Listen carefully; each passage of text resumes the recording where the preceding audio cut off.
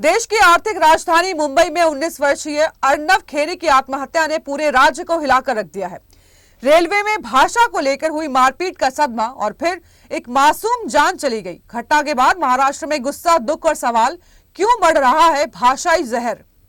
मुंबई में एक उफनता सवाल, एक तपता गुस्सा और एक तड़पता परिवार। 19 साल का अर्नव खेरे, रेलवे में भाषा पर विवाद, 4 लोगों की मारपीट और उसी सदमे में एक और घायल, उसकी जिंदगी। और अब पूरा महाराष्ट्र पूछ रहा है, भाषा इतनी भारी कैसे पड़ गई कि जान चली गई।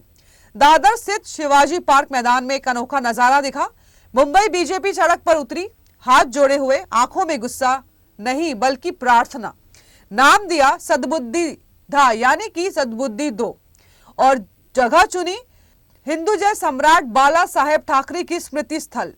मुंबई बीजेपी अध्यक्ष अमित साटम ने तीखे बयान के जरिए निशाना साधते हुए कहा, कुछ राजनीतिक पार्टियां भाषा के नाम पर समाज में द्वेष निर्माण करने का काम कर रही हैं। हम विरोध जता रहे हैं और प्रार्थना करते हैं कि ऐसे लोगों को सद्बुद्धि मिले।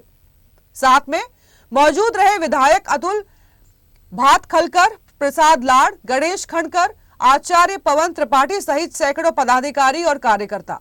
हाथ उठे थे किसी के खिलाफ नहीं बल्कि समाज में फैले जहर के खिलाफ। सवाल सिर्फ एक, क्या यह प्रार्थना महाराष्ट्र को राहत देगी या फिर भाषाई राजनीति की आग और भड़केगी? बता दीजिए, प्रार्थना कर रहे हैं के 19 साल के मराठी युवक ने उसको रेलवे में मारपीट उसके साथ की गई, उसकी वजह से घर में आकर उसने आत्महत्या की।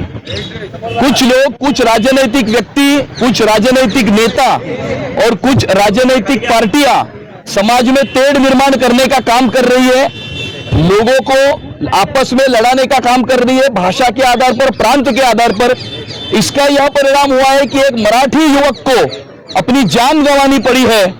इस प्रकार से आने वाले समय में ऐसी घटनाएं ना हो और एक इंसान ने एक इंसान के साथ इंसान की तरह व्यवहार करना चाहिए, यह हमारी मांग है।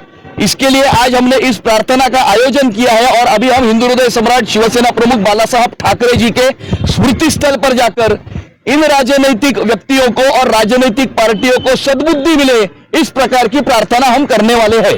सर, एमआईएम नेता इम्तियाज जलील का यह बयान आया है कि अभी हम हिंदू हृदय सम्राट शिवसेना प्रमुख बाला साहब ठाकरे जी के स्मृति स्थल पर जाकर कुछ राजनीतिक व्यक्ति और राजनीतिक पार्टियों को सद्बुद्धि मिले, इस प्रकार की प्रार्थना करने वाले हैं।